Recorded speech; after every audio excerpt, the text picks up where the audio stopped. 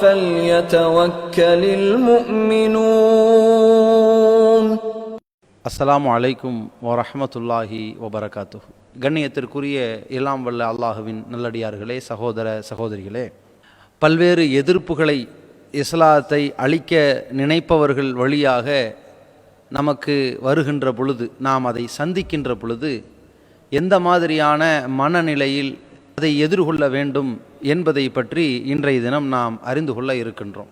பொதுவாக நாம் வாழக்கூடிய நாடுகளிலே சிறுபான்மை சமுதாயமாக வஞ்சிக்கப்பட்டு கொண்டிருக்கின்ற இஸ்லாமியர்கள் ஏராளமான இன்னல்களை எதிர்கொண்டிருக்கிறார்கள்.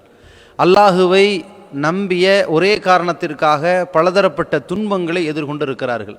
அப்போ இந்த மாதிரியான கட்டங்களில் நம்ம என்ன செயல்படுவது, எந்த மாதிரியாக நம்முடைய நடவடிக்கைகளை அமைத்து கொள்வது என்கின்ற கேள்வி அந்த துன்பத்திற்கும் துயரங்களுக்கும் ஆளாகின்ற ஒவ்வொரு முஸ்லிமிடத்திலும் எழுந்து கொண்டே இருக்கிறது. ஆனால் அந்த நேரத்திலே ஒரு சிலர் திருக்குரானுடைய வசனங்களை தப்பும் தவறுமாக புரிந்து, திருக்குரானுடைய வசனங்கள் சிலவற்றை வைத்து சிலவற்றை மோத வைக்கக்கூடிய வகையிலே தவறான விளக்கங்களை மக்களிடத்திலே சொல்லி குழப்பமான ஒரு சூழலை ஏற்படுத்தி வருவதை பார்க்கிறோம். அது என்ன நிலை அப்படின்னு கேட்டால், இப்போ இஸ்லாமிய ஆட்சி இருக்கக்கூடிய நாடுகளில் வாழ்வதுதான் சரியான முறை.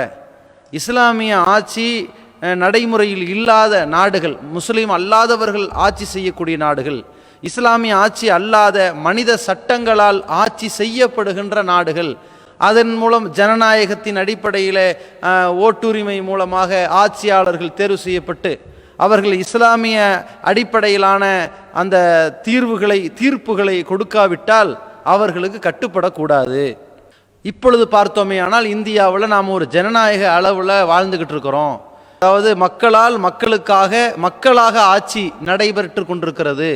அப்படிப்பட்ட ஆட்சி முறைகளிலே அல்லாஹுடைய சட்டங்களை வைத்து தீர்ப்பு வழங்கப்படுவதில்லை, மனித சட்டங்களை வைத்து தீர்ப்பு வழங்கி கொண்டிருக்கிறார்கள்.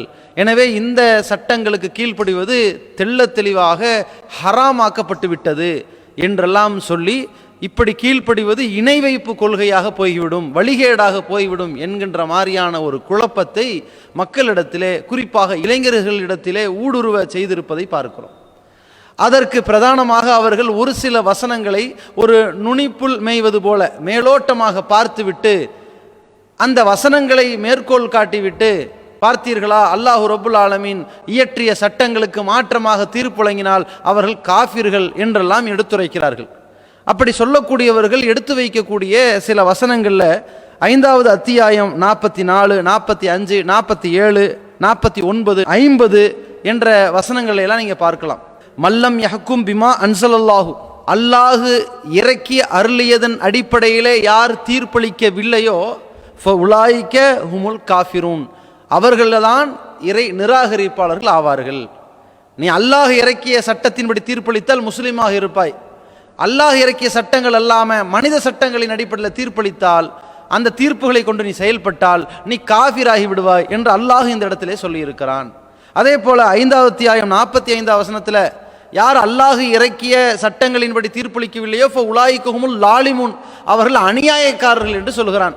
அதற்கு அடுத்த வசனத்தில் 47வது வசனத்தில் மல்லம் யஹ்கும் பிமா அன்ஸலல்லாஹு ஃபஉலாயிக ஹுமுல் ஃபாசிகூன், யார் அல்லாஹ் இறக்கி வைத்த சட்டங்களின்படி தீர்ப்பளிக்கவில்லையோ அவர்கள் பாவிகள் என்றும் சொல்கிறான். 5வது மாயிதா அத்தியாயத்தின் வரிசையில் 49வது வசனத்தில் அனிஹ்கும் பைனஹும், நபியே அவர்களுக்கு மத்தியிலே நீங்கள் தீர்ப்பு வழங்குங்கள். எதை கொண்டு? பிமா அன்ஸலல்லாஹ், அல்லாஹ் இறக்கிய சட்டத்தின்படி தீர்ப்பை வழங்குங்கள். வலா தத்தபி அஹ்வாஹும், அவர்களுடைய மன இச்சைகளை பின்பற்றாதீர்கள் என்று நபிகளாருக்கே அல்லாஹ் எதை சொல்கிறான்? அல்லாஹ் இறக்கிய சட்டத்தின்படி தீர்ப்பளிங்கன்னு சொல்கிறான். அதே மாதிரி 50வது வசனத்திலே சொல்கிற பொழுது அஃப ஹுக்குமுல் ஜாஹிலியத்தி யபுகூன, அவர்கள் அறியாமை கால சட்டங்களையா விரும்புகிறார்கள், அதாவது மனித சட்டங்களையா எதிர்பார்க்கிறார்கள்.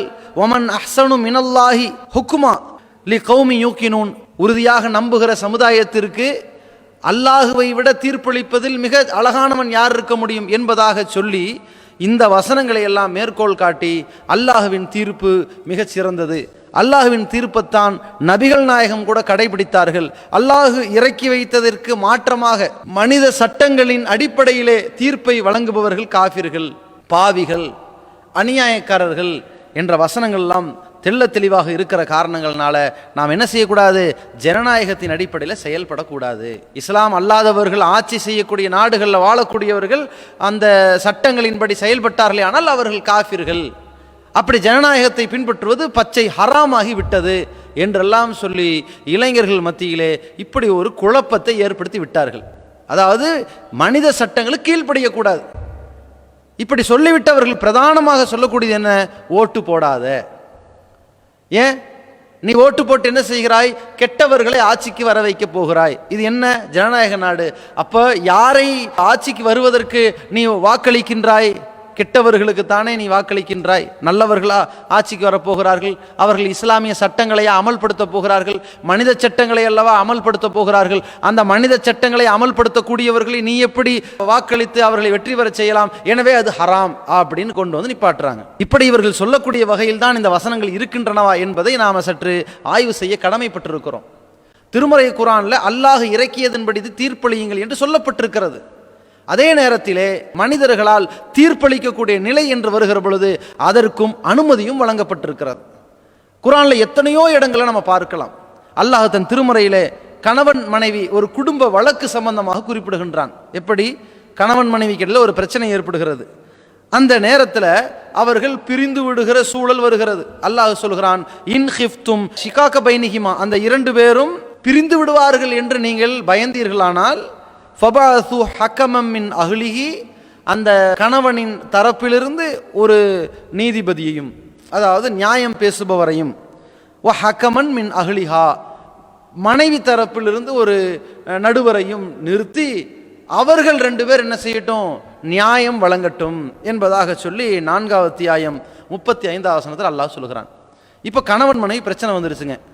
கணவன் தரப்பிலிருந்து நியாயமாக நடுநிலையாக பேசுகிற ஒரு ஆளை கூட்டிகிட்டு வந்து மனைவி தரப்பிலிருந்து நியாயமாக பேசுகிற ஆளை வைத்துக்கொண்டு அவர்களை வைத்து தீர்ப்பு வழங்குவது. இவங்க என்ன தீர்ப்பு வழங்குவாங்க, கணவனுக்கு சில அறிவுரைகளை சொல்லுவாங்க, மனைவிக்கு சில அறிவுரை சொல்லுவாங்க, இந்த மாதிரி நீ நடந்துக்காம்பாங்க. அந்த பிரச்சனைகளையும் குடும்ப சூழல்களையும் பார்த்து விட்டு மாசத்துக்கு செலவுக்கு இப்படி கொடுத்துக்கப்பா, நீ கொஞ்ச நாள் நீ இப்படி நடந்துக்கப்பா, தனியாக அவர் கொடுத்தன வச்சுக்கப்பா, நீ எதையாவது சொல்லுவார்கள். இப்படிப்பட்ட தீர்ப்புகளை அவர்கள் வழங்கியதால் அவர்கள் காஃபிராகி விடுவார்களா? அல்லாஹ் இறக்கியதன்படி தீர்ப்பு வழங்குகள் என்று சொல்லப்பட்ட இதே திருமறையில் தான் கணவன் மனைவி பிரச்சனை வருகிற பொழுது அங்கே ஒரு நடுவர் இருந்து இங்கே ஒரு நடுவர் இருந்து நியாயத்தின்படி நடந்து கொள்ளுங்கள் என்று அனுமதி கொடுத்திருக்கிறான் என்றால் அப்ப இந்த வசனமும் அந்த வசனமும் ஒன்றோடொன்று முரண்படுற மாதிரி தோன்றுமே. இதை எப்படி புரிந்து கொள்வது? திருக்குர்ஆன்ல இன்னொரு இடத்துல பாருங்க, நபி யூசுப் அலைஹிஸ்ஸலாம் அவர்கள் ஒரு கட்டத்தில் ஒரு மன்னரால் தேர்வு செய்யப்படுகிறார். இன்னைக்கு நீங்க நம்பிக்கைக்குரியவராக இருக்கிறீங்க, வாங்க எங்களுடைய அமைச்சரவையில் பங்கேற்றுக் கொள்ளுங்கள் என்று அவருக்கு ஒரு பதவி வழங்கப்படுகிறது. அந்த ஆட்சியாளர் யார்? இஸ்லாமிய ஆட்சி தலைவர் கிடையாது, இஸ்லாமிய சட்டங்களை அமுல்படுத்துபவர் கிடையாது, மனித சட்டங்களை கொண்டு ஆட்சி செய்து கொண்டிருக்கிற ஒரு மன்னர். அந்த மன்னரிடத்திலே யூசுஃபுக்கு ஒரு மரியாதை கிடைக்கின்ற பொழுது அவர் என்ன சொல்கிறார்? 12வது அத்தியாயம் 55வது வசனத்தில் சொல்லப்படுகிறது, கால யூசுப் அலைஹிஸ்ஸலாம் கேட்டார்கள், இஜ்அல்னி அலா ஹஸாயினில் அருள், கருவூலங்களுக்கு என்னை பொறுப்பாளராக நியமிங்கள். இன்னி ஹஃபீதுன் அலீம், நான் ஹஃபீதுன் ஒரு பேணி பாதுகாப்பவனாக இருக்கின்றேன். அலீம், அந்த கருவூலங்களை கண்காணிப்பதில் நன்கு அறிந்தவனாக இருக்கின்றேன், எனக்கு அந்த இலாக்காவை கொடுங்கள் என்று கேட்டார். அந்த அரசவையிலே நிதியமைச்சர் பொறுப்பை கேட்டாரே யூசுப் அலைஹிஸ்ஸலாம், அவருக்கு கொடுக்கப்பட்டதே. இப்ப அவர் எந்த இடத்துல ஆட்சி செய்கிறார்? ஆட்சியாளர்களுடைய இடத்தில் போய் அமைச்சரவையை பெற்றிருக்கிறாரே, அவர் யார்? இஸ்லாமிய ஆட்சி என்ற அடிப்படையில் அமைச்சரவை பெற்றாரா? இல்லை, மனித சட்டங்களால் அமைக்கப்பட்டதில் ஒரு அமைச்சரவையை பெற்றிருக்கிறார். அப்ப இது மார்க்கத்துக்கு முரணா? ஜனநாயக அடிப்படையில் என்று இன்றைக்கு பேசுவது மார்க்கத்துக்கு முரண் என்று சொல்வார்களே. ஆனால் அப்ப இங்கே பார்க்கும் பொழுது மனித சட்டங்களால் அந்த மன்னர் செயல்படுத்தி கொண்டிருப்பதில் ஒரு அமைச்சரவையை கேட்டிருக்கிறாரே, இது மார்க்க முரணாகிவிடுமா? யோசிச்சு பாருங்க. அப்ப இதை எப்படி புரிந்து கொள்வது? அதே போல நபிகள் நாயகம் ஸல்லல்லாஹு அலைஹி வஸல்லம் அவர்கள் மக்கா நகரில் வாழ்ந்து கொண்டிருக்கும் போது கடுமையான எதிர்ப்பலைகள் இருக்கிற நேரத்தில் என்ன செய்யறாங்க? அங்கிருந்து அபிசீனியாவுக்கு சிலரை ஹிஜ்ரத் செய்ய அனுப்பினார்கள். அபிசீனியாவுக்கு போயிட்டாங்க. அப்படி போனவர்கள் ஜாஃபர் பின் அபி தாலிப் அவர்கள், அவர்களுடைய மனைவி அஸ்மா பின் உமைஸ் அவர்கள், உஸ்மான் ரலியல்லாஹு என்று நிறைய பேர் போனாங்க. அவர்கள் எங்கே போனார்கள்? இஸ்லாமிய மன்னர் ஆட்சி செய்கின்ற அல்லாஹ் இறக்கி வைத்த சட்டங்களின்படி தீர்ப்பு வழங்குகிற மன்னருக்கு கீழேவா இந்த மக்களை அனுப்பி வைத்தார்கள்? இல்லையே. அங்கே வாழக்கூடிய, அங்கே ஆட்சி செய்பவர் ஒரு கிறிஸ்தவ மன்னர். அவருடைய நம்பிக்கை பிரகாரம் அவர் மனித சட்டங்களை வைத்துக்கொண்டு ஆட்சி செய்து கொண்டிருக்கிறார். அந்த இடத்திலே இவர்கள் அடைக்கலம் தேடி போனார்களே, எப்படி வாழ்ந்தார்கள்? அவர் இயற்றிய சட்டங்களுக்கு எப்படி கீழ்ப்படிந்தார்கள்? அது எப்படி மார்க்கத்தில் அனுமதிக்கப்பட்டது என்பதை யோசிச்சு பார்க்கணும். அப்போ குர்ஆன் வசனத்தில் இறைவன் இறக்கி வைத்ததின்படி தீர்ப்பளியுங்கள் என்றும் சொல்லப்படுகிறது. மனிதர்கள் தங்களுக்கிடையே தீர்ப்பளிக்கக்கூடிய அனுமதிகள் வழங்கப்பட்டிருக்கிறது. அப்போ இந்த இரண்டையும் முரண்படாத வகையில் எப்படி புரிந்து கொள்வது என்று சொன்னால், ஒரு இடத்திலே வாழக்கூடியவர்கள் அவர்கள் இறைவனுடைய சட்டங்களின்படி தீர்ப்பளிக்கக்கூடிய வாய்ப்பு வசதிகள் இருக்குமானால் அப்படி தீர்ப்பளிக்கக்கூடிய வேலைகளை அவர் செய்ய வேண்டும். அதே நேரத்தில் அப்படி ஒரு சூழல் இல்லாத கட்டத்திலே குடிமக்களாக வாழ்பவர்கள் இருப்பார்களே ஆனால், அவர்களுக்கு இடையிலே மனித சட்டங்களின்படி தீர்ப்பளிக்கப்பட்டு கொண்டிருக்குமானால் அது மார்க்கத்திற்கு, இறைவனுக்கு, இறை கட்டளைக்கு விரோதமாக இருக்குமானால், எதிராக இருக்குமானால் அப்பொழுது அவர்களுக்கு கீழ்ப்படியக்கூடாது என்று நாம் புரிந்து கொள்ள வேண்டும். இரண்டாவது என்ன, இப்போ நாம் வாழக்கூடிய நாடுகளில் இஸ்லாமிய ஆட்சியின் அடிப்படையில் தீர்ப்பு அளிக்கப்படுவதில்லை. மனித சட்டங்களின்படி தீர்ப்புகள் வழங்கப்பட்டு வருகின்றன. இந்த நேரத்தில் அல்லாஹ் இறக்கி வைத்ததன் அடிப்படையில் தீர்ப்பளிக்காதவர்கள் காஃபிர் என்று சொல்லப்படும் வசனத்தை எப்படி புரிந்து கொள்ள வேண்டும் என்றால், மார்க்க விஷயங்களில், மார்க்க சட்டத்திட்டங்களில், வணக்க வழிபாடுகளில், நம்முடைய கொள்கை விஷயத்தில் அல்லாஹுதான் இது கொள்கை என்று நமக்கு காட்டி கொடுத்திருக்கின்றான். அந்த கொள்கையின்படி நாம் வாழ வேண்டும். அல்லாஹுதான் வணக்க வழிபாடுகளுக்கு இவரை பின்பற்றுங்கள் என்று நபிகளாரை சொல்லிக் கொடுத்திருக்கின்றான். நபிகளாரை பின்பற்றி நம்முடைய வணக்க வழிபாடுகளை அமைத்துக் கொள்ள வேண்டும்.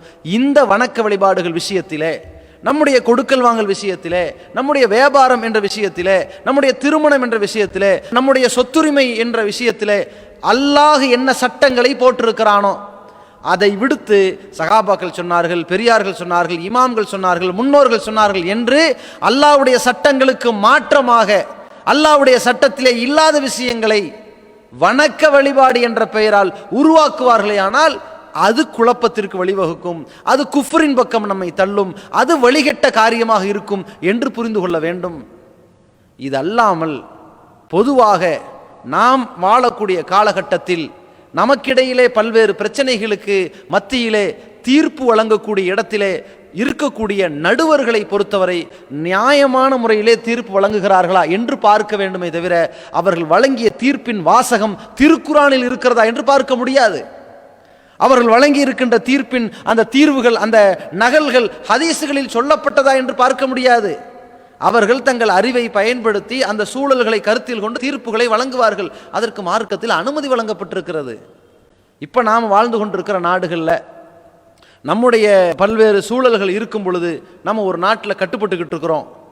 இப்போ ஆட்சி செய்பவர்கள் முஸ்லீம்கள் அல்ல. அப்படியே முஸ்லீம்கள் ஆட்சி செய்தாலும் அவர்கள் இஸ்லாமிய ஆட்சியை செய்வதும் இல்லை. இப்படிப்பட்ட சூழலை என்ன செய்வது? இஸ்லாமிய ஆட்சி இல்லாத காலகட்டத்தில் என்ன செய்வது? இப்போ நாம் நம்முடைய வணக்க வழிபாடுகளை மனிதர்களுக்கு கட்டுப்பட்டு மாற்றிவிட்டோமா, நம்முடைய கொள்கை கோட்பாடுகளை மாற்றிவிட்டோமா என்று தான் நம்ம பார்க்கணும். அதிலே எந்த பாதிப்பு இல்லாத வகையில் நாம் செயல்படுத்துகிறோமா என்று கவனிக்க வேண்டும். இதை விட்டுவிட்டு இவர்கள் என்ன பண்ணுவாங்கன்னா, ஜனநாயகத்துக்கு கட்டுப்படக்கூடாது, அதெல்லாம் ஹராமு அப்படிம்பாங்க. இதை ஹராம் என்று பேசக்கூடியவர்கள் முதல் அம்சம் நம்முடைய கொள்கை, நம்முடைய கோட்பாடுகள், நம்முடைய வணக்க வழிபாடுகள், நம்முடைய வழிபாட்டு முறை, தொழுகை முறை, நோன்பு முறை, ஜக்காத்து கொடுக்கும் முறை, இந்த முறைகளில் நாம் யாரை பின்பற்ற வேண்டும் என்பதில் கோட்டை விட்டு விடுவார்கள். இதில் யாருங்க பின்பற்றுவீங்க? அல்லாஹ் காட்டி தந்த அடிப்படையில் தொழுவீர்களா? நபிகளார் காட்டி தந்த அடிப்படையில் தொழுவீர்களா? அல்லது இமாம்கள் என்ற பெயரால் 4 பேர் சொல்லிக் கொடுத்திருக்கிறார்களே அவர்களின் பெயரால் மார்க்கத்தை பங்கு போடுவீர்களா? மௌலிதி என்றும் ஹத்தம் என்றும் இன்ன பிற பிதஅத்துகளை செய்து கொண்டிருக்கிறார்களே, இஸ்லாத்தின் பெயரால் இஸ்லாத்தில் இல்லாததை மார்க்கம் என்று செய்கிறார்களே, அதை ஏற்பீர்களா என்று கேட்டால் அதை கண்டுக்க கூடாது என்று கண்டும் காணாமல் ஒதுங்கி விடுவார்கள். உண்மையிலேயே வழிகேடு என்றால் இதில் தான் நாம் பார்க்க வேண்டும். எது? அல்லாஹ் இறக்கி அருளிய அந்த வணக்க வழிபாட்டு சட்டங்களுக்கு மாற்றமாக பெரியார்களின் பெயரால், முன்னோர்களின் பெயரால் உண்டாக்குகிறார்களே, அதுதான் வழிகேடு. அதை முதல்ல சரி செய்யணும்.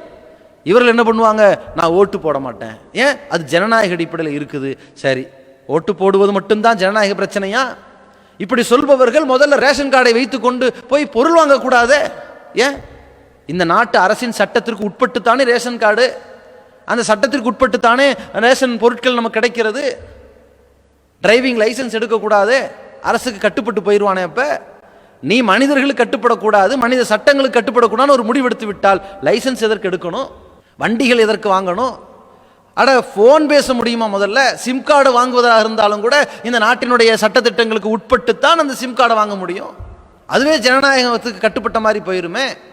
எதுவுமே செய்யக்கூடாது. இதற்கெல்லாம் கேட்டால் என்ன பதில் சொல்லுவாங்க? இல்லை அது நிர்பந்தம். என்ன நிர்பந்தம்? ஃபோன் இல்லாட்டின்னு செத்தா போயிடுவாங்க, ரேஷன் அட்டை இல்லாட்டின்னு செத்தா போயிடுவாங்க, டிரைவிங் லைசன்ஸ் வாங்காட்டி என்ன குடிமூழ்கி போயிடுவான். என்ன நிர்பந்தம்? போய் மலை அடிவாரத்தில் போய் ஆடு மேய்ச்சி பொழைச்சிக்கிட்டு வேண்டியதானே. அப்படி என்ன நிர்பந்தம் வந்திருக்குது? ஒரு நிர்பந்தமும் கிடையாது. இவர்களுக்கு சாதகமாக இருந்தால் அதையெல்லாம் எடுத்துக்கொள்வார்கள். எது பிடிக்கலையோ ஓட்டு மட்டும் போட மாட்டேன், அது மட்டும் ஜனநாயகத்துக்கு கட்டுப்படக்கூடாது. அப்போ இதெல்லாம் என்ன இஸ்லாமிய ஆட்சியா? ரேஷன் அட்டையிலிருந்து, வாக்காளர் அட்டையிலிருந்து, ஆதார் அட்டையில் இருந்து, டிரைவிங் லைசன்ஸில் இருந்து, இவர்கள் வைத்திருக்க ஒரு சொத்து வாங்கிறதுக்கு கொடுக்கறதுக்கு பத்திரம் போடுறாங்களே, அது என்ன? அது ஆட்சியாளர் கட்டுப்பட்டு செய்யப்பட்ட சட்டங்களுக்கு உட்பட்டு தானே போனாங்க. வரி கட்டுறது எது? இவை அனைத்துமே இவர்களுக்கு சம்பந்தப்பட்ட எல்லா விஷயத்திலையும் கட்டுப்பட்டு போவார்கள். வாக்களிக்கிற விஷயத்தில் மட்டும் ஜனநாயகத்துக்கு கட்டுப்பட மாட்டேன் என்று சொல்லுகிறார்கள். இந்த இடத்துல தான் நீ மற்றதுக்கெல்லாம் கட்டுப்பட மாட்டேன் என்று வீம்பு பிடித்து ஒதுக்கி கொண்டால் கூட இந்த ஓட்டு போடுகிற விஷயத்தில் வீம்பு பிடிக்காமல் இருவரில் ஒருவரை தேர்வு செய்யக்கூடிய நெருக்கடியில் நாம் இப்போ இருக்கிறோம். உண்மையிலேயே பார்க்க போனால் இதுதான் நிர்பந்தம். நமக்கு மேலே ஒரு தேர்தல் நடக்கிறது, அது மத்தியிலோ மாநிலத்திலோ நடக்குது. ஆட்சிக்கு வர இருப்பவர்கள் 2 பேரில் ஒருவர் போட்டியிடுறாங்க, பிரதான கட்சி. மற்றவங்களாம் விடுங்க, ஜெயிக்கக்கூடியவர்கள் தோக்கக்கூடியவர்கள் என்று பார்க்கக்கூடிய அணிகளில் பிரதானமாக 2 பேர் இருக்கிறாங்க. இவரா என்று வருகிற பொழுது 2 பேருமே நல்லவர்கள் அல்ல, மாற்று கருத்து இல்லை. 2 பேருமே கொள்ளையடிப்பவர்கள் என்று வைத்துக் கொள்ளுங்கள், லஞ்சம் வாங்கியவர்கள் என்று வைத்துக் கொள்ளுங்கள், நிறைய குற்றச்சாட்டுக்கு ஆளானவர்கள் என்று வைத்துக் கொள்ளுங்கள். 2 பேர்ல யார் பெரிய திருடன், பெரிய கொள்ளக்காரன், பெரிய கொலகாரன் என்பதை பார்த்து பெரிய திருடனா சிறிய திருடனா என்ற அடிப்படையில் யார் வந்தால் நம்முடைய பொருளாதாரம் ஆங்காங்கே பறிக்கப்படும், யார் வந்தால் நம்முடைய உயிரே பறிக்கப்படும் என்று பார்க்கும்போது நம்முடைய உயிரே பழிவாங்கப்படும், பறிக்கப்படும், அப்படிப்பட்டவர்கள் வந்துவிடக் கூடாது என்று நாம் நினைப்போமையானால் யார் வருவதற்கு வாக்களிக்கணும்? அதைவிட ஒரு கீழ்நிலையில் உள்ளவர்கள் மேலே வருவதற்கு வாக்களிக்க வேண்டிய நெருக்கடியும் நிர்பந்தமும் அங்கதான் இருக்குது. அப்படி இல்லைன்னா என்ன ஆயிரும்? பாவிகள் ஆட்சிக்கு வந்து நம்ம மீது அடக்குமுறை செய்வார்கள், அதுதானே நிர்பந்தம்.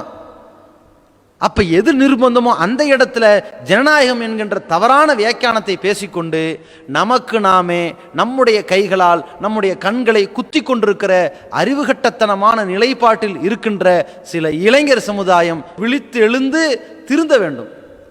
ஜனநாயகங்கிற பேரில் அதை கட்டுப்பட மாட்டேன் என்று சொல்பவர்கள் முதல் வேலை என்ன செய்யணும்? எதற்குமே நான் கட்டுப்பட மாட்டேன், இந்த அரசாங்கம் மனித சட்டங்களை கொண்டு இயங்குது என்று சொல்லக்கூடியவர்கள் சரியான நியாயவான்களாக இருந்தால் முதல்ல மலையடிவாரத்தில் போய் வாழ்க்கையை தொடங்கணும். ஆடுகளை மேய்த்து கொண்டு நான் எந்த சட்டத்துக்கு கட்டுப்பட மாட்டேன், ரோட்டில் போக மாட்டேன், அரசாங்க ரீதியான எந்த விதமான சலுகைகளை பெற மாட்டேன், ஒரு கடையில் போய் ஒரு பொருள் வாங்கக்கூடாது. ஏன்? எம்ஆர்பின்னு போட்டது என்ன? யார் சட்டம்? அரசாங்க சட்டம் தானே. இன்ன ரேட்டுக்கு இந்த ரேட்டுக்குள்ளே தான் இந்த பொருளை நீ வாங்கணும், இந்த ரேட்டுக்கு மேலே வாங்க வேண்டியதில்லை என்ற சட்டத்துக்கு உட்பட்டுத்தானே கொடுக்கல் வாங்கலாம் நடந்துக்கிட்டு இருக்குது. அப்போ மலையடி வாரத்தில் போய் பொழைச்சிக்க வேண்டியது தான். அப்படி இல்லாவிட்டால் ஜனநாயகத்திற்கு நான் கட்டுப்பட மாட்டேன் என்று பேசுவதற்கு இவர்கள் யாருக்கும் அருகதை இல்லை. இதை ஃபஸ்ட்டு புரிஞ்சுக்கணும். அடுத்து என்ன, ஒரு சில பேர் என்ன நினைக்கிறாங்க, இப்போ நம்ம வாழ்ந்து கொண்டிருக்கிற நாட்டில் கடுமையான நெருக்கடிக்கு ஆளாகி கொண்டிருக்கிறோம், ஜிஹாது செய்யணும், அந்த மாதிரியான சில மூளை செலவை செய்யப்பட்டவர்கள் இருக்கிறார்கள். அப்படி இருக்கக்கூடிய கடந்த காலங்களில் ஒரு சில இளைஞர் சமுதாயம் இருந்து ஒரு கட்டத்தில் நிலை மாறி போனவர்கள், தடுமாறி போனவர்களை பார்க்கிறோம். இன்றைக்கும் என் நிலை 1-2 பேர், ரொம்ப ரொம்ப அந்த நிலை குறைந்திருந்தாலும் ஆங்காங்கே 1-2 பேர் நாம் ஏன் ஜிஹாது செய்யக்கூடாது, ஜிஹாது என்று ஒரு அறப்போரை ஏன் கட்டவிழ்க்க கூடாது, இந்த அநியாயக்கார அரசுகளுக்கு எதிராக ஏன் போர் தொடுக்க கூடாது, நாம் போரிடாமல் இருப்பதற்கு நமக்கு என்ன தயக்கம் என்பது போன்ற தவறான ஒரு நிலைப்பாட்டை நோக்கி பயணிப்பதை பார்க்கிறோம். ஆனால் இந்த அடக்குமுறைகளின் பொழுது நாம் யுத்தங்களை கையில் எடுப்பதற்கு மார்க்கத்தில் அனுமதி இருக்கிறதா என்று பார்க்க வேண்டும். நாம் எதை செஞ்சாலும் சரிங்க, எதற்காக வாழ்ந்துகிட்டு இருக்கிறோம்? அல்லாஹ்வுக்காக வாழ்ந்துகிட்டு இருக்கிறோம். நாம் எதை செஞ்சாலும் அதனால் என்ன ஏற்பட்டாலும் மறுமையில சொர்க்கம் கிடைக்கணும். அதுக்குத்தானே இந்த நிலைப்பாடு. நாம் எதை கையில் எடுத்தாலும் மார்க்கம் நமக்கு அனுமதி கொடுத்திருக்கிறதா, மார்க்கத்தின் வழியில்தான் பயணிக்கிறோமா என்பதை மட்டும்தான் நாம பார்க்கணும். எது நடந்தாலும் சரி, நமக்கு உரைகள் என்ன, அந்த குர்ஆன் சுன்னா அதற்கு ஒப்பாக நம்முடைய நடைமுறை இருக்கிறதான்னு பார்த்துக்கணும். அப்போ ஜிஹாத் என்ற ஒரு அறப்போர் என்று வந்துவிட்டால் அதை செய்வதற்கு நமக்கு மிக கட்டாயம் ஒரு இஸ்லாமிய ஆட்சி அதிகாரம் தேவை. ஆட்சி அதிகாரம் இல்லாமல் நம்ம என்ன பண்ண முடியாது, போரை ஆளுக்கு அறிவிச்சுக்கிட்டு போக முடியாது. இப்போ போர்னு அறிவிக்கிறாங்க, யாருங்க அறிவிக்கிறது? ஒரு 2000 பேர் நம்ம ஒன்று சேர்ந்துட்டோம், எல்லாம் நல்லா தற்காப்பு கலையெல்லாம் கற்றுக்கிட்டாச்சு, கையில் சில ஆயுதங்களை வச்சுக்கிட்டு வாங்க போர்னு அறிவிச்சிட முடியுமா? இவர்கள் யார், என்ன படையினர், அதன் பொறுப்பாளர் யார், அவரின் அதிகாரம் என்ன என்று ஒரு அதிகாரம் வழங்கப்பட்ட ஒரு தலைமை இருக்க வேண்டும். அப்படி தலைமை இல்லாமல் யுத்தம் கிடையாது. அல்லாஹ் தன் திருமறை குர்ஆனில் தெள்ளத் தெளிவாக குறிப்பிடுகிறான். சூரா பக்ரா என்கிற அத்தியாயத்தில் 246 47 வசனங்கள்ல அந்த தாவூத் அலைஹிஸ்ஸலாம் காலகட்டத்தில் மக்கள் கடுமையாக பாதிக்கப்படுறாங்க, ஊர்களிலிருந்து விரட்டப்படுகிறார்கள். அந்த நேரத்தில் யுத்தம் செய்ய வேண்டும் என்பதற்காக அந்த மக்கள் தாவூத் அலைஹிஸ்ஸலாம் என்ன கேட்டார்கள்? இபாஸ் லனா மலிகன் நுகாத்திலு ஃபீ சபீலில்லாஹ், எங்களுக்கு ஒரு ஆட்சியாளரை, ஒரு மன்னரை நியமனம் செய்யுங்கள், நாங்கள் அல்லாஹ்வுடைய பாதையில் போரிட வேண்டும். போரிட வேண்டும் என்றால் மன்னர் நியமிக்கப்பட வேண்டும். தாவூத் நபி என்ன சொன்னாங்க? ஒருவேளை அப்படி அதிகாரி ஆட்சியாளர் நியமிக்கப்பட்டுட்டா நீங்க போர் செய்யணும், ஓடி போயிடக்கூடாது, பின்வாங்க கூடாது அப்படின்னு சொல்லிட்டு, இன்னல்லாஹ கது பாசஃபிக்கும் தாலூத்த மலிகா, உங்களுக்கு தாலூத் என்பவரை மன்னராக அல்லாஹ் நியமித்து விட்டான் சொன்னாரா இல்லையா? இந்த நிபந்தனை கடைபிடிக்கப்பட வேண்டும். அப்படி இன்னொன்று என்ன அப்படின்னு சொன்னா, நாம ஒரு ஊரில் ஒரு யுத்தம் செய்வதாக இருந்தால் அதற்கு மிக முக்கியமான நிலைப்பாடு என்ன? ஒன்று, நாம இந்த ஊர்ல வாழ்ந்துகிட்டு இருக்கும்போது விரட்டி அடிக்கப்படுகின்ற ஒரு அவலத்திற்கு ஆளாக்கப்படுகிறோம் என்று வைத்துக் கொள்ளுங்கள். நாம் நிம்மதியாக இந்த ஊரிலே, இந்த நாட்டிலே வாழ்ந்து கொண்டிருக்கிறோமே, ஆனால் போர் கிடையாது. நபிகள் நாயகம் ஸல்லல்லாஹு அலைஹி வஸல்லம் அபிசீனியாவுக்கு அந்த மக்களை அனுப்பி வைத்தார்களே, அங்கே அந்த நஜ்ஜாசி மன்னருக்கு எதிராக யுத்தம் புரிய வேண்டும் என்பதற்கு அனுப்பி வைத்தார்களா, அல்லது அடைக்கலத்தோடு நிம்மதியாக மார்க்கத்தின்படி வாழ்ந்து கொள்ளுங்கள் என்பதற்கு அனுப்பி வைத்தார்களா? ஒரு கட்டத்தில் ஆட்சியை நோக்கி நாம் பயணிக்க வேண்டும் என்று சொன்னால், யுத்தத்தை நோக்கி நாம் அடியெடுத்து வைக்க வேண்டும் என்று சொன்னால், நாம் நசுக்கப்பட வேண்டும். ஒன்று இந்த நாட்டை விட்டே வெளியேற்றப்படுகிற நிலையோ, அல்லது இந்த நாட்டிலேயே நமக்கு பேர் ஆதரவோடு ஆட்சி அமைக்கின்ற நிலையோ இருக்க வேண்டும். ஒன்று நாம் வெளியேற்றப்பட்டு தனியாக ஆட்சி அமைக்கிறது ஒன்று இருக்கிறது, அல்லது பக்கத்து நாடுகளில் இஸ்லாமிய ஆட்சி அதிகாரம் கொண்ட நாடுகளில் நம்மை அழைத்து வாங்க எல்லாரும் ஒன்று சேர்ந்துக்கலான்னு ஒரு அழைப்பு விட்டு நம்மை எல்லாம் அவர்கள் அங்கீகரித்து குடிமகன்களாக ஏற்றுக்கொண்டு அதன் மூலமாக நாம் எதிர்கொள்வது என்று ஒன்று இருக்கிறது. அல்லது சொந்த நாட்டிலேயே மிக பெரும்பான்மையானவர்கள் எல்லோரும் நம்ம கையில் ஆட்சியை ஒப்படைத்து நம்மை ஆட்சியாளராக்கி களம் காண்பது என்பது இருக்கிறது. இது இல்லாம யுத்தம்ங்கிற பேச்சுக்கே இடம் கிடையாது. இதை நம்ம புரிந்து கொள்ள வேண்டும். அது மட்டும் இல்லாமல் அப்படியே நாம ஒரு கட்டத்தில் ஆட்சி அதிகாரம் நமக்கு வழங்கப்பட்டு விட்டதென்றால் யுத்தம் என்று அறிவிக்க வேண்டிய சூழல் ஏற்பட்டாலும் கூட அதற்கு மிக முக்கியமான நிபந்தனை நம்மிடத்திலே படைபலம் சரியானதாக இருக்கிறதா என்று பார்க்க வேண்டும். உதாரணத்திற்கு இப்போ இந்தியா முழுக்க இஸ்லாமிய ஆட்சிக்கு உட்பட்டதாக மாறிடுச்சுன்னு வைங்க, இருக்கட்டும், இந்தியா முழுக்க ஆயிடுச்சு, டோட்டல் இந்தியா இஸ்லாமிய அரசு அப்படி வச்சுக்கோங்க, மாறி போச்சு. இப்போ யாருக்கு எதிராக போர் பண்ண போறோம்? ஒன்றும் வேண்டியதில்லை. அந்த நேரத்தில் சீன அரசுக்கு எதிராக நாம் யுத்தம் கடைபிடிக்க வேண்டிய சூழல் ஏற்பட்டு விட்டால் உடனே போர்னு அறிவிச்ச முடியுமா? அங்கே இருக்கக்கூடியவர்கள் எதிர்கொள்ளக்கூடிய இடத்துல அந்த சீனர்களில் நாம் எத்தனை பேர் எதிர்கொள்ள போகிறோம் என்கிற அந்த இராணுவ வீரர்களின் எண்ணிக்கையை பார்க்க வேண்டும். போருக்கு வருபவர்கள் எண்ணிக்கை எப்படி இருக்க போகிறது, அதனுடைய ஆயுத பலங்கள் எப்படி இருக்க போகிறது என்பதை கருத்தில் கொண்டு நம்முடைய களத்தை அமைக்க வேண்டும். இப்படி இல்லாமல் இருக்கிறது. அல்லாஹ் தன் திருமறையிலே குறிப்பிடுகிறான், அதற்கான அளவுகளை குறிப்பிடுகிறான். ஈயக்குன் மிஅத்துன் சாபிரத்துன், உங்களிலே சகிப்புத்தன்மை மிக்க 100 பேர் இருந்தால் எகுலிபு மிஅத்தைன், 200 பேரை வெல்ல முடியும். அதாவது எதிரிகள் ஒரு 1000 பேர் இருக்கிறான் அல்லது 10,000 பேர் இருந்தான்னா எதிர்த்து போராடக்கூடிய போராளிகள் குறைஞ்சபட்சம் 5000ஆவது இருக்கணும். 4999 இருந்தாலும் முடிஞ்சு போச்சு. குறைஞ்சபட்சம் எவ்வளவு இருக்கணும்? எதிரிகள் 10,000 என்றால் நாம் சரிபாதியாவது இருக்க வேண்டும். அவர்கள் 1,00,000 என்றால் இங்கே ஒரு 50,000 இருக்க வேண்டும். அல்லாஹ் அதைத்தான் சொல்கிறான், உங்களில் 100 பேர் இருந்தால் அவங்க 200 பேர் நீங்க மிகச்சிருவீங்க. அதே நேரத்தில் ஈயக்கும் மின்கும் அல்ஃபுன் எக்லிபு அல்ஃபைனி, உங்களில் 1000 பேர் இருந்தால் 2000 பேரை மிகைப்பீர்கள், 1க்கு 2. சரி, இப்போ நம்ம ஒரு 1000 பேர் இருக்கிறோம், எதிரிகள் 1,00,000 பேர் இருக்கிறாங்க, போர் செய்ய முடியுமா? எடுத்தெடுப்பில் ஜிஹாது செய்யலாம் என்றால் அதற்கான அளவுகோல் என்ன? ஆட்சி அதிகாரங்கள் இருக்கிறதா? அந்த ஆட்சி அதிகாரத்தின் அடிப்படையில் படைபலங்கள் இருக்கின்றதா?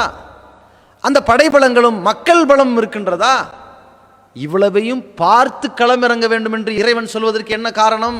அல்லாஹ்வுடைய மார்க்கத்தை நாம் உலகத்திலே கடைபிடித்து கொண்டிருக்கிற பொழுது நாம் எடுத்து வைக்கின்ற ஒவ்வொரு முயற்சிகளால் நம் சமுதாயத்திற்கும் உயிர் சேதங்கள் ஏற்பட்டு விடக்கூடாது, அவசரப்பட்டு களமிறங்கி அநியாயமாக கொல்லப்பட்டு விடக்கூடாது என்பதையும் கவனத்தில் வைக்க வேண்டும். மக்களை பாதுகாக்க வேண்டிய கடமை ஒவ்வொரு குடிமகனுக்கும் இருக்கின்றது என்பதை மனதில் ஏந்தி கொள்ள வேண்டும்.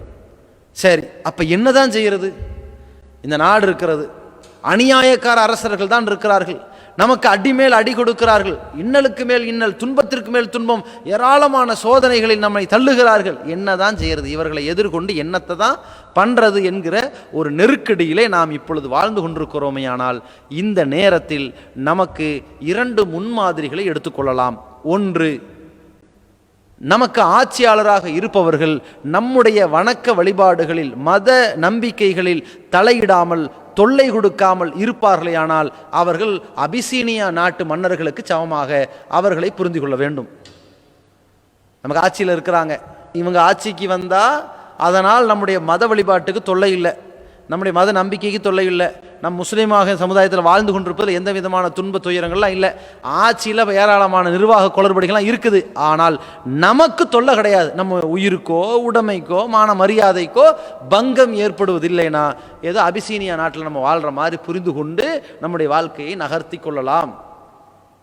ஒருவேளை நம்முடைய ஆட்சியாளர்கள் அநியாயக்காரர்களாக இருக்கிறார்கள், நம்முடைய வணக்க வழிபாட்டிலே தலையிடுகிறார்கள், நம்முடைய மத நம்பிக்கையை தலையிடுகிறார்கள், நம்முடைய மத சுதந்திரத்தை பறிக்கிறார்கள், நம்முடைய வழிபாட்டு தலங்களை சிதைக்கிறார்கள், இப்படிப்பட்ட கொடுமைக்காரர்கள் இருப்பார்களே, ஆனால் அதை எதிர்கொள்வதற்கு நமக்கென்று ஆட்சி அதிகாரங்கள் இல்லாத சூழல் இருக்குமானால், நாம் பலவீனர்களாக இருப்போமே, ஆனால் அதே நேரத்தில் இந்த ஆட்சியாளர்களுக்கு எதிராக தட்டி கேட்கக்கூடிய உரிமைகளும் நமக்கு இருக்குமானால் ஏறக்குறைய நாம ஃபிரௌனுடைய காலத்தில் வாழ்கிற மூசா நபி உம்மத்து போன்று நாம் இருந்து கொண்டிருக்கிறோம் அர்த்தம். இன்னும் சொல்ல போனால் நம்மை விட, நம் நாட்டில் இருக்கிற அரசர்களை விட மோசமானவன் ஃபிரௌன். ஏன்? அவன் அங்க சர்வாதிகாரம் செய்து கொண்டிருந்தான், மன்னராட்சி நடத்தி கொண்டிருந்தான். அவன் தான் அரசன், அவன் யாரை நிர்ணயிக்கிறானோ அவன் தான் அரசன். மக்களால் தேர்வு செய்யப்படுகிற அரசர்கள் கிடையாது. அவன் நினைத்தால் குறிப்பிட்ட சமுதாய மக்களின் ஆண் பிள்ளைகளை எல்லாம் வேறறுத்து விடலாம், கருவறுத்துக்கிட்டு போய்கிட்டே இருக்கலாம். அவனிடத்திலே தட்டி கேட்கக்கூடிய எதிர்க்கட்சிக்காரர்கள் கிடையாது, அவனிடத்திலே பாராளுமன்றம் என்று தட்டி கேட்பவர்கள் கிடையாது, மக்களால் தேர்வு செய்யப்பட்ட ஆட்சியாளனும் அவன் கிடையாது. நம்மை விட பன்மடங்கு கொடூரமானவன் தான் நாம் வாழ்ந்து கொண்டிருக்கிற நாட்டின் அரசர்களை விட, ஆட்சியாளர்களை விட பன்மடங்கு வல்லரசாகவும் ஆணவக்காரனாகவும் அகங்காரம் பிடித்தவனாகவும் கொடுங்கோல் ஆட்சி செய்தவனாக இருந்தவன் தான் ஃபிரௌன். அந்த காலகட்டத்தில் வாழ்ந்த மூசா அலைஹிஸ்ஸலாம் அவர்கள் இஸ்லாமிய ஆட்சி என்ற சூழலுக்கு போகவில்லை, அவர்களை எதிர்த்து யுத்தம் என்ற பிரகடனத்தை படுத்தவில்லை. ஏன்? அந்த மக்களின் நிலை அப்படி இருந்தது. அதே நேரத்தில் அந்த ஊரிலிருந்து அவர்கள் அந்த ஃபிரௌனிடத்திலே நியாயத்தை, நீதியை எடுத்து சொல்லக்கூடிய, அவனிடத்தில் இருக்கக்கூடிய குற்றக்குறைகளை தட்டி கேட்கக்கூடிய உரிமைகள் அங்கே வழங்கப்பட்டிருந்த காரணத்தினால் மூசா நபி அங்கே ஃபிரௌனிடத்திலே நீதியையும் நியாயங்களையும் வழங்கினார்கள். இன்றைக்கு நமக்கும் அப்படிப்பட்ட ஒரு உரிமை இந்த நாட்டில் இருக்கிறது. எப்படிப்பட்ட உரிமை இருக்கிறது? இந்த ஆட்சி என்பது மன்னராட்சி கிடையாது, அவரவர் விருப்பப்படி ஆட்சிக்கு வரக்கூடிய வாரிசு ஆட்சி கிடையாது. இந்த ஆட்சி மக்களால் தேர்வு செய்யப்படுகின்ற ஆட்சி, அதில் ஜனநாயகத்தின் அடிப்படையில் இயங்கக்கூடிய ஆட்சி. நம்மால் ஓரளவு ஒரு சில இடங்களிலே ஆட்களை மாற்றவோ அல்லது வேறு ஒரு ஆட்களை தேர்வு செய்யக்கூடியவோ ஆற்றல் பெற்றிருக்கிற ஒரு ஆட்சி. இங்கே தட்டி கேட்பதற்கு எதிர்க்கட்சி என்று ஒரு சிலராவது இருக்கிறார்கள், ஒரு சிலராவது அந்த பாராளுமன்றம் வரைக்கும் நியாயங்களை பேசுகிறார்கள், ஒரு சிலராவது பத்திரிகைகளிலே உண்மைகளை உடைத்தெறிகிறார்கள், ஒரு சிலராவது நமக்கு ஆதரவாக வந்து நிற்கிறார்கள் என்கின்ற நிலையில் இருக்கிற பொழுது நமக்கும் பேச்சுரிமை, எழுத்துரிமை, இன்ன பிற பிரச்சார உரிமைகளும் அசுக்கப்படாமல் ஓரளவு வழங்கப்பட்டு கொண்டிருக்கிற இந்த தருணத்தில் நாம் எப்படி செய்ய வேண்டும், எப்படிப்பட்ட துன்பங்களை எதிர்கொள்ள வேண்டும் என்று சொன்னால் அல்லாஹ்வுடைய தூதரவர்கள் நமக்கு அழகான ஒரு வழியை காட்டி கொடுத்திருக்கிறார்கள். அஃதலுல் ஜிஹாதி கலிமத்து அத்லின் இந்த சுல்தானின் ஜாயிர். மிகச்சிறந்த ஒரு ஜிஹாதி எது? அநியாயக்கார அரசனிடத்திலே உண்மையை, நியாயத்தை எடுத்துச் சொல்வதுதான் மிகச்சிறந்த ஜிஹாத் என்றார்கள். அபுதாவுத் என்ற ஹதீஸ் கிரந்தத்தில் 4344வது செய்தியாக நாம் பார்க்கலாம். இந்த நாடுகளில், இந்த களங்களில், இது போன்ற சூழல்களில் நாம் இதைத்தான், இந்த வழிமுறைகளைத்தான் மேற்கொள்ள வேண்டும். அப்படித்தான் மேற்கொள்ள முடியும். நம்மையும் நம் உடைமைகளையும் நம் உரிமைகளையும் காத்துக்கொள்வதற்காக, அதை இழந்து விடாமல் இருப்பதற்காக, அந்த அநியாயக்கார அரசனுக்கு முன்னால் உண்மையை உடைத்தெறியக்கூடிய ஒரு உரிமை இருக்கும் வரை போராடி கொண்டிருக்க வேண்டும். அதைத்தான் செய்ய முடியும். அதைத்தான் நம்ம செஞ்சுக்கிட்டும் இருக்கிறோம். இன்னைக்கு சிஏஏ, என்ஆர்சி என்று வந்த உடனே இந்தியாவுள்ள எல்லா பெருவாரியான மக்கள் தன்னுடைய வாழ்வுரிமை பறிக்கப்படுகிறது என்று போராட்ட களத்தில் வந்தார்களே, அதுதான் அந்த சிறந்த ஜிஹாதினுடைய வழிமுறை என்பதை புரிந்து கொள்ள வேண்டும். நபி மூசா அலைஹிஸ்ஸலாம் ஃபிரௌனுடைய சபைக்கு சென்று சொன்னார்களே, அர்சில் மானா பனி இஸ்ராயில், இஸ்ரவேலர்களை என்னிடத்திலே அனுப்பிவிடு, அவர்களை கொடுமைப்படுத்தாதே என்று அங்கே அந்த மக்களுக்காக வேண்டி நியாயத்தை முழங்கினார்களே, அதுபோன்று இன்றைக்கு இந்த அநியாயக்கார பாசிச அரசுக்கு எதிராக நியாயத்தை முழங்கக்கூடிய இடத்தில் நாம் இருக்கின்றோம். அந்த உரிமையை பயன்படுத்திக் கொள்ள வேண்டும். அப்ப இந்த மாதிரி தருணத்தில் நாம் இறைவனுடைய அருளை பெறக்கூடிய வகையில், நம்முடைய மார்க்கத்திலே தடம் புரளாத வகையில், எந்த விதமான மனத்தளரல் இல்லாத வகையில், கொள்கை உறுதியோடு மிகப்பெரிய வெற்றியை இம்மையிலும் மறுமையிலும் பெற வேண்டும் என்று சொன்னால், இப்படிப்பட்ட நியாயங்களை எடுத்துரைக்கக்கூடிய, நீதியை முழங்கக்கூடிய உரிமைகள் வழங்கப்பட்டிருக்கிற காலகட்டத்தில் நாம் வாழ்ந்து கொண்டிருக்கிற பொழுது மிகச்சரியான முறையில் நம்முடைய சமுதாய மக்கள் அநியாயமான முறையிலே எந்த ஊரில், எந்த மாவட்டத்தில், எந்த மாநிலத்தில், ஏன் உலகத்தில் எந்த மூலையில் பாதிக்கப்பட்டாலும் அதற்காக உரிமை மீட்கக்கூடிய குரலாக களம் காணக்கூடியவனாக ஒரு முஸ்லிம் இருக்க வேண்டும். அடியானுக்கு அல்லாஹ் உதவி செய்து கொண்டே இருக்கின்றான். மா கானல் அப்து ஃபி அவுனி அஹீஹி, எப்பொழுது தெரியுமா? அந்த அடியான் தனது சகோதரனுக்கு உதவும் காலமெல்லாம் அல்லாஹ்வின் உதவியை பெறுவான். இப்பொழுது நாம் அல்லாஹ்வின் உதவியை பெறக்கூடியவர்களாக இருக்க வேண்டும் என்றால் நம்மிடத்தில் இருக்க வேண்டியது, நாம் மக்களுக்கு உதவக்கூடியவர்களாக இருக்க வேண்டும், மக்களுக்காக வேண்டி போராடக்கூடியவர்களாக இருக்க வேண்டும். இந்த தருணத்திலே இன்னொரு கேள்வியை கேட்பார்கள், ஜிஹாது கூடாது, போர்க்களம் என்ற ஒரு சூழல் இப்பொழுது இல்லை. அதே நேரத்தில் உரிமையை முழங்கும் விதமாக, நீதியை தட்டி கேட்கும் முகமாக போராட்ட களங்களை சந்தித்துக் கொண்டிருக்கிறோம். ஒருவேளை நம்மை நோக்கி எதிரிகள், அநியாயக்காரர்கள் கட்டவிழ்க்கப்பட்டு நம்மை தாக்க முற்பட்டால், நம்முடைய பொருளாதாரங்களை பறிக்க முற்பட்டால், நம்முடைய கற்பை சூறையாட முற்பட்டால், நம்முடைய பெண்களை நாசமாக்க முற்பட்டால், நம்முடைய உயிரையே பறிக்க முற்பட்டால், அப்பொழுது தற்காத்துக் கொள்வதற்காக அவர்களை எதிர்த்தாக்குதல் தொடுப்பதோ அல்லது நம்மை காத்துக்கொள்வதற்காக தப்பி ஓடுவதோ, அந்த நேரத்தில் நாம் கடைபிடிக்கின்ற சூழல்களில் நம்முடைய உயிர் போனால் அது குறித்து மார்க்கம் சொல்லுகிற வழி என்ன என்ற ஒரு கேள்வியையும் கேட்பார்கள். அதற்கு மார்க்கம் தெள்ளத் தெளிவான ஒரு வழியை சொல்லிவிட்டது. அல்லாஹ்வுடைய தூதர் ஸல்லல்லாஹு அலைஹி வஸல்லம் அவர்கள் அழகான ஒரு தீர்வளிக்கிறார்கள். ஒரு நபித்தோழர் ரசூலுல்லாஹ்விடத்திலே வருகிறார்கள்.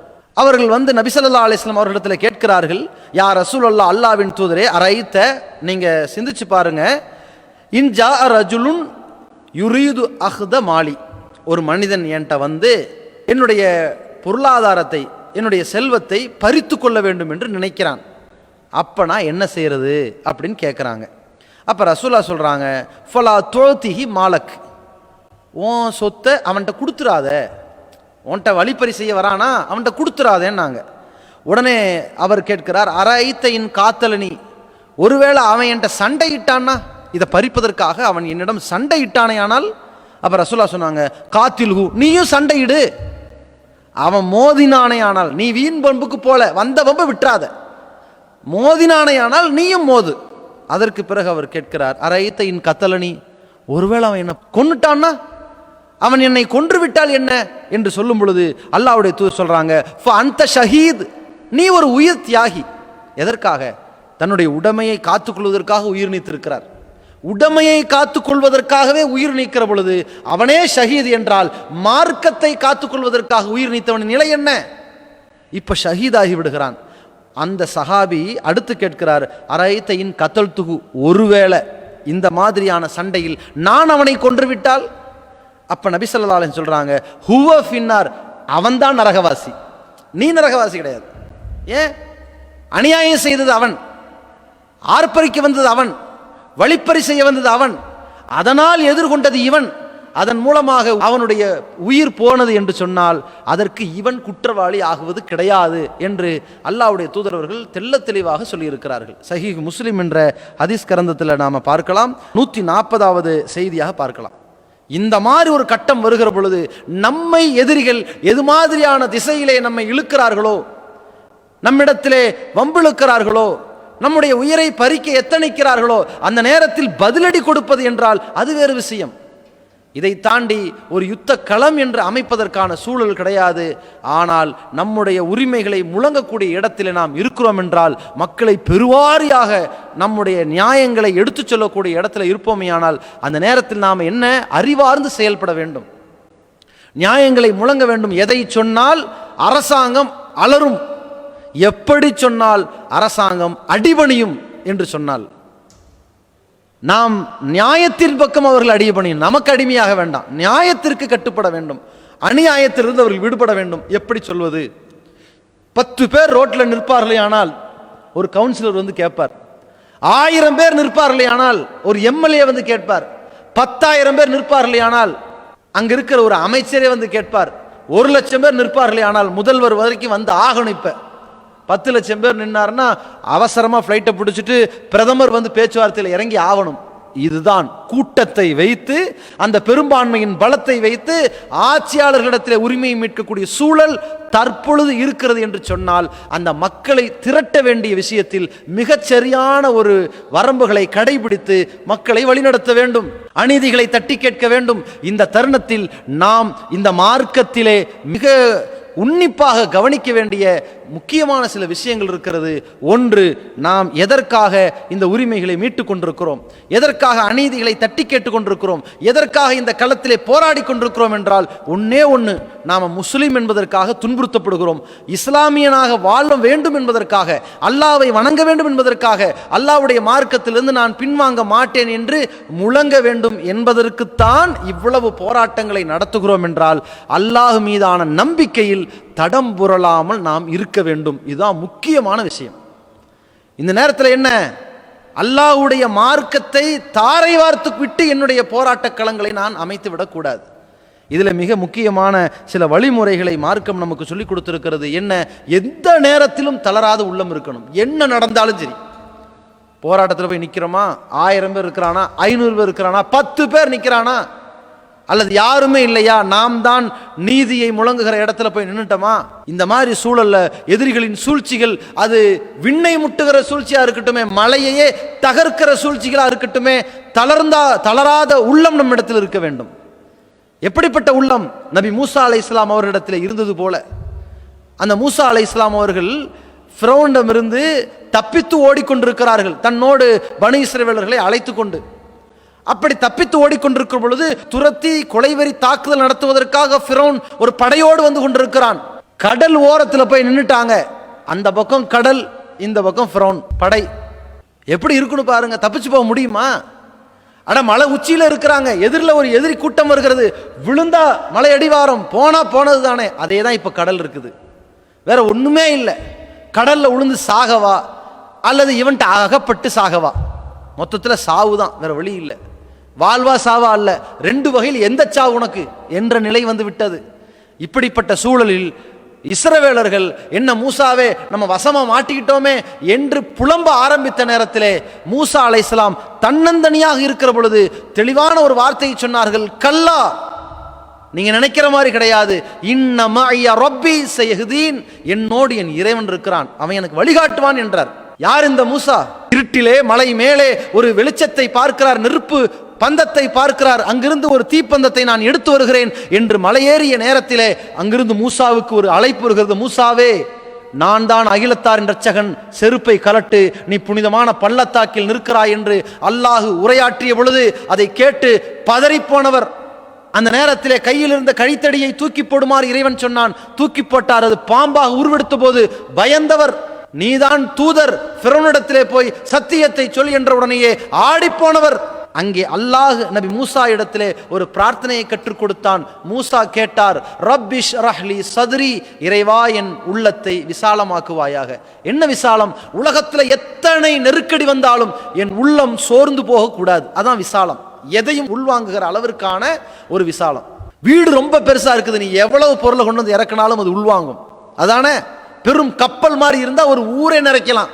அந்த மாதிரி உள்ளம் விசாலமாக்கப்பட வேண்டும். அப்படி விசாலமாக்கி இறைவா என்று கேட்டார்கள். அல்லாஹ் அதை கபூல் செய்தான். எப்படிப்பட்ட விசாலம் என்றால், எதிரிலே ஃபிரௌனுடைய பட்டாளத்தை பார்த்தவுடனும் கூட உள்ளத்தில் பதைபதைக்காத, படைத்தவன் மீது உறுதியான நம்பிக்கை கொண்ட ஒரு பதில் வந்ததே, அந்த மூசாவிடத்தில் வந்த பதிலும் அந்த மூசா அலைஹிஸ்ஸலாம் அவரிடத்தில் இருந்த நம்பிக்கையும் நம்மிடத்தில் இருக்க வேண்டும். இது முக்கியமான பாடம். இரண்டாவது என்ன? நாம் யாருக்காக போராடி கொண்டிருக்கிறோம், யாருக்காக வாழ்ந்து கொண்டிருக்கிறோம், யாருக்காக நியாயத்தை முழங்கிக் கொண்டிருக்கிறோம், யாருக்காக நம்முடைய அனுதினமும் இயங்கிக் கொண்டிருக்கிறது என்றால் அந்த ரஹ்மானின் திருப்திக்காக, நாளை மறுமையில் அல்லாஹ்வை சந்திப்பதற்காக, அந்த மறுமையிலே நமக்கு சுவனம் என்கிற பரிசை பெறுவதற்காக என்ற மன தூய்மை, அந்த இறை திருப்தியை மட்டும் எதிர்பார்த்தவையாக இருக்க வேண்டும். உலகத்திலே நம்முடைய போராட்டங்கள், நம்முடைய படைபலங்கள், நம்முடைய பிரச்சார களங்கள், அதனால் ஏற்படுகிற பல்வேறு முன்னேற்றங்கள், பல்வேறு பாதுகாவல்கள், அதனால் இறைவன் நமக்கு சேர்க்கின்ற ஏராளமான வலு, ஆற்றல், வலிமை, பெரும் கூட்டம், பெரும் சமுதாயமே நமக்கு ஆதரவாக நின்றாலும், அதன் மூலம் ஆட்சி அதிகாரங்களே நமக்கு கிடைத்து விட்டாலும், ஆட்சிக்காக, அதிகாரத்திற்காக, அந்தஸ்திற்காக, பொருளாதாரத்திற்காக, அற்ப ஆதாயத்திற்காக நம்முடைய போராட்ட களங்களை அமைத்து விடக்கூடாது. நம்முடைய உழைப்பை வீணடித்து விடக்கூடாது. அப்படி நம்முடைய உதிரங்களை சிந்தினோமை ஆனால் நாளை மறுமையில் இறைவன் முன்னிலையிலே எழுப்பப்படுகிற உயிர் தியாகி கூட அல்லாஹ்வின் திருப்திக்காக வேண்டி அர்ப்பணிக்காதவனாக, உலக திருப்திக்காக மக்களிடம் வீரன் என்ற பெயர் பெற வேண்டும் என்பதற்காக செத்தவனாக இருந்தால் அவன் சொர்க்கத்தில் நுழைய முடியாது, நரகத்தில் கரியத்தான் போகின்றான் என்பதை கவனத்தில் கொண்டு நாம் மன தூய்மை கொண்டவர்களாக, இறை திருப்தி தான் நமக்கு முக்கியம் என்று எதிர்நோக்கியவர்களாக நம்முடைய களங்களை அமைத்துக் கொள்ள வேண்டும். தன்னையோ, தன் சமுதாயத்தையோ, தனக்கான பெரிய ஒரு ஆதரவையோ எதிர்பார்த்தோ, முக்கியத்துவத்தை எதிர்பார்த்தோ, ஒரு விளம்பரத்தை எதிர்பார்த்தோ எந்த ஒரு பணிகளையும் நாம் செய்து விடாமல் அல்லாஹ்வின் திருப்தியை எதிர்பார்த்து செய்யக்கூடியவர்களாக இந்த களத்தை நாம் சந்திக்க வேண்டும். அடுத்து நம்மிடத்தில் இருக்க வேண்டிய மிக முக்கியமான ஒரு அம்சம், இந்த இறைவனிடத்திலே உதவியை நாடித்தான் நாம் களத்திலே இறங்க வேண்டும். எப்படிப்பட்ட பிரச்சனைகளாக இருந்தாலும் சரி, அல்லாஹ்விடத்தில் நாம் தவக்கல் வைத்துவிட்டு நம்முடைய களத்தை அமைக்க வேண்டும். பத்ர் யுத்தம் வரலாற்றிலே மிக முக்கியமான திருப்பு முனையை ஏற்படுத்திய யுத்தம். அந்த களம், அந்த களத்தில் நபிகள் நாயகம் ஸல்லல்லாஹு அலைஹி வஸல்லம் இந்த சமுதாயம் அழிக்கப்படக்கூடாது என்பதற்காக எப்படியெல்லாம் அல்லாஹ்விடத்தில் முறையிட்டார்கள். விடிய காத்தால போரை சந்திக்க இருக்கிறார்கள், இரவு முழுக்க அல்லாஹ்விடத்திலே உதவியை நாடினார்களே. இறைவனிடத்தில் இறை செய்தி தொடர்பை பெற்றிருந்த தூதர் அல்லாஹ்வின் உதவியை எதிர்பார்த்து களம் கண்டதை போன்று நாம் எந்த ஒரு பணியை செய்ய முற்பட்டாலும் அல்லாஹ்வின் உதவியை எதிர்பார்த்து களம் காண வேண்டும். அல்லாஹ் மீது நம்முடைய எல்லா பாரத்தையும் ஒப்படைத்து விட்டு நம்முடைய வாழ்க்கையை அமைத்து கொள்ள வேண்டும். அப்படி இருந்தால் எந்த பிரச்சனையும் சுலபமாயிரும். ஏன்? என்னுடைய எல்லா பாரத்தையும் அந்த ரப்புல் ஆலமீன் போட்டுட்டேன், அவன் பார்த்துக்குவான். நான் களத்தில் இறங்குவேன், எனக்கு அந்த ரஹ்மான் உதவியாக நிற்பான், எனக்கு தேவை அவனுடைய உதவி, அது போதும் என்று களத்தில் இறங்குவோமே ஆனால் அது மிகப்பெரிய வெற்றி தந்துவிடும். ஒவ்வொரு நாளிலும் நாம் உறங்க செல்கிற பொழுது ஓதுகிற அந்த திக்ர் இருக்கு பாருங்க, அல்லாஹ்வின் தூதரவர்கள் கற்றுக் கொடுத்த அழகான ஒரு திக்ர். அல்லாஹும்ம அஸ்லம்து நஃப்ஸி இலைக், இறைவா என்னுடைய உள்ளத்தை உனக்கு சரணடைய செய்து விட்டேன் என்று சொல்லக்கூடிய அந்த ஒரு திக்ரில் அழகான ஒரு வாசகம் வருகிறது. ஓ ஃபவ்வல்து அம்ரி இலைக், என்னுடைய எல்லா காரியங்களையும் உன்னிடம் ஒப்படைத்து விட்டேன். அன்னைக்கு தூங்குகிற பொழுது எப்படி நிம்மதியாக தூங்குவான்? ஊர் உலகம், கஷ்டம் நஷ்டம், கடன் லாபம் நஷ்டம் எல்லாமே இருக்கும்.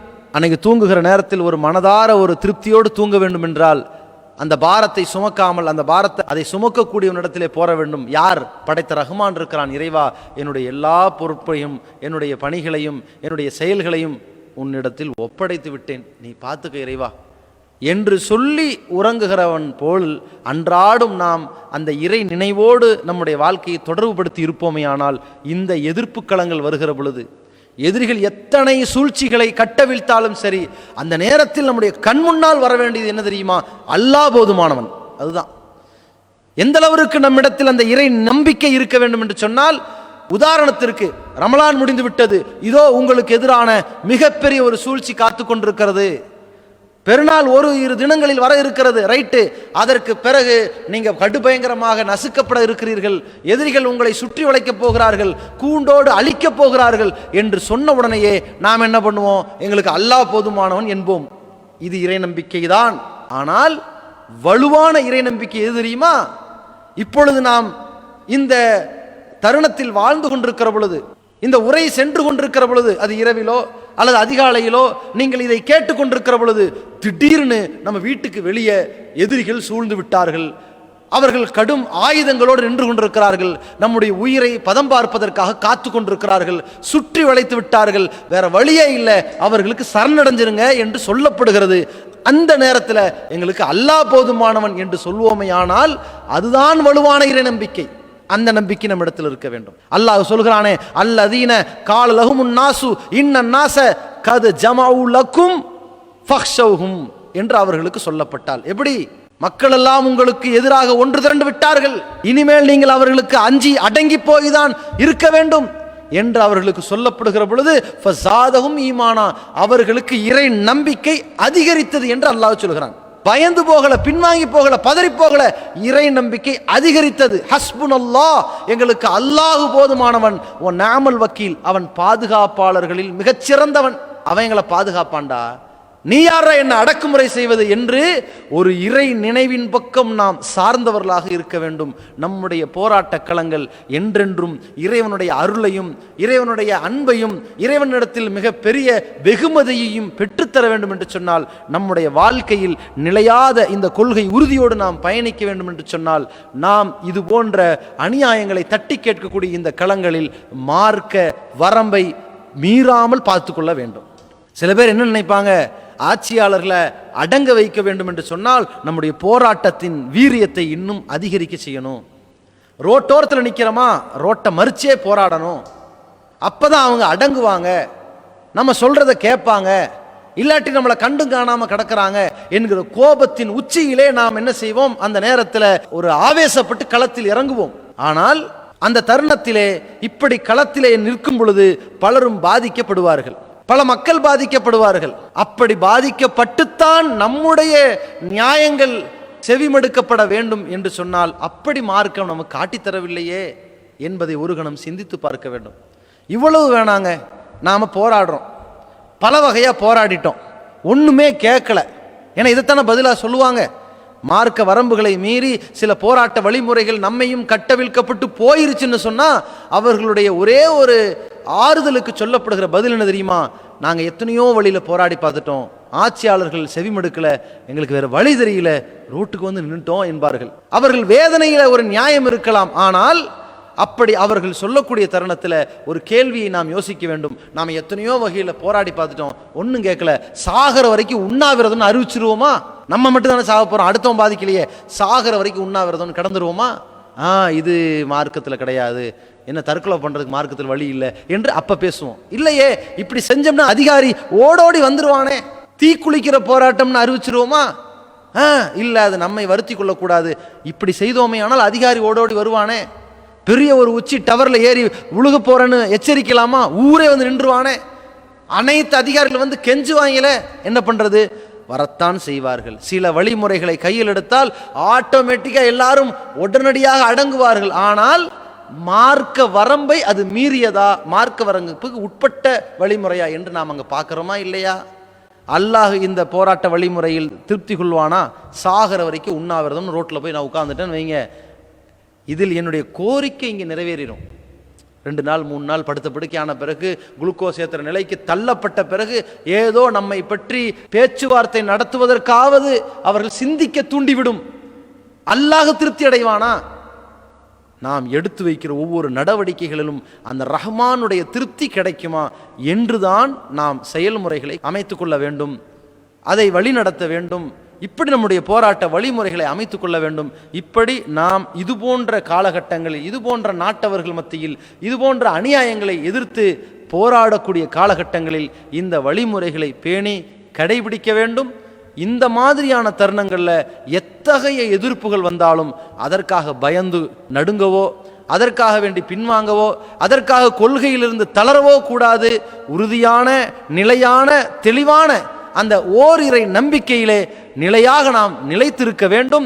அந்த பாக்கியத்தை வல்லரஹ்மான் நம் அனைவருக்கும் தந்தரல வேண்டும் என்று ஒவ்வொரு நாளிலும் நம்ம துவா செய்யணும். அந்த பிரார்த்தனை தான் நம்மை வலுப்படுத்தி கொண்டே இருக்கும் என்பதை மனதில் வைத்துக் கொள்ள வேண்டும். இன்னைக்கு இந்த தலைப்பை நம்ம எடுத்துட்டோம். என் உயிரே போனாலும் சரி, என் இறைவன் ஒருத்தன் தான், அந்த கொள்கையிலிருந்து பின்வாங்க மாட்டேன் என்று ஒரு உறுதிபூர்வமான பிரகடனம் படுத்துகிற ஒரு தலைப்பு. இதை சொல்லி சில தொடர்களை நம்ம நடத்திக்கிட்டு வரோம். இப்போ இந்த தலைப்பு என்று வந்த நேரத்தில் சங்கிகளை பொறுத்த வரைக்கும் நம்மை எதிர்க்கக்கூடியவர்களில் முன்னோடிகளாக இருக்கக்கூடியவர்கள் அவர்கள்தான். அந்த சங்க பரிவாரர்கள் எப்படிப்பட்ட ஒரு விஷமத்தனமான பிரச்சாரங்களை ஒவ்வொரு காலகட்டத்திலும் செய்து வருகிறார்கள் என்றால், இவர்கள் இப்படித்தான், நாங்கள் அல்லாஹ்வை தான் நம்புவோம், அதில் பின்வாங்க மாட்டோம், நாங்கள் உறுதியாக இருப்போம், உயிரே போனாலும் சரி, எங்களுடைய தாடிகள் நிறையலாம், எங்களுடைய ஈமான் நிறையலை, எங்களுடைய ஈமான் பலவீனம் அடையலை என்றெல்லாம் இவங்க வீராவேசம் பேசுவாங்க. ஆனால் இவங்க தூதர் யாரு? குகைக்குள்ளே போய் ஒளிஞ்சவர் தானே, மக்காலிருந்து பதுங்கி பதுங்கி மதினாவில் ஓடுனவர் தானே, மூசா நபி யாரு? ஃபிரௌனை விட்டுட்டு ஓடி போய் கடலில் நின்னவர் தானே என்றெல்லாம் சொல்லி இதே கொள்கையில உறுதியோடு பேசுபவர்கள் எதற்காக பதுங்குறீங்க, எதற்காக ஒதுங்குறீங்க, எதற்காக ஓடி ஒளியுறீங்க, தைரியமா ரோட்ல வந்து நிற்க வேண்டியதானே என்று பேசிக்கொண்டு இருக்கிறார்கள். இப்ப இதற்கான பதில் என்ன? முதல்ல இதை பேசுவதற்கு அவர்களுக்கு ஏதாவது தகுதி இருக்கிறதா என்பது போன்ற சில வாதங்களுக்கான விளக்கத்தையும் இன்னும் பல அம்சங்களையும் இன்ஷா அல்லாஹ் நாளை இரவு உங்களுக்கு எடுத்து சொல்லப்படும் என்பதை தெரிவித்துக் கொண்டு நிறைவு செய்கிறோம். அஸ்ஸலாமு அலைக்கும் வரஹ்மத்துல்லாஹி வபரகாத்துஹு.